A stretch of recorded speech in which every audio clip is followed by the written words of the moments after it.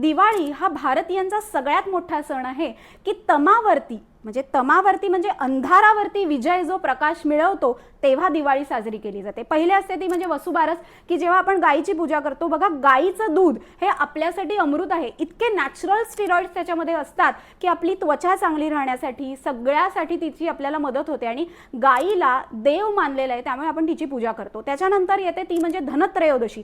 धनत्रयोदशीला आपण धन्वंतरींची पूजा करत असतो की ज्यांच्या आशीर्वादाने आपलं आरोग्य उत्तम राहतं। त्याच्यानंतर येतं ते म्हणजे नरक चतुर्दशी। नरक चतुर्दशीला आपण नरकासुराचा देवीने वध केला याचं प्रतीक म्हणून चिरांट किंवा कार्ट फोडतो की आपल्यामधल्या सुद्धा वाईट गुणांचा नाश आपण या दिवशी करायचा असतो। तसंच भाऊबीज, बलिप्रतिपदा असे सगळे उत्साहात सण साजरे करतो आणि सगळ्यात महत्त्वाचं म्हणजे यामध्ये आपण आपल्या वेगवेगळ्या नातेवाईकांना भेटतो आणि त्यामुळे बॉन्डिंग खूप छान सगळ्यांशी निर्माण होतं। तर हा उत्साहाचा सण आनंदाने साजरा करा आणि फराळ खाताना इतकी काळजी घ्या की दुसऱ्या दिवशी खोकला होऊ नये, म्हणून गरम पाणी प्यायला विसरू नका।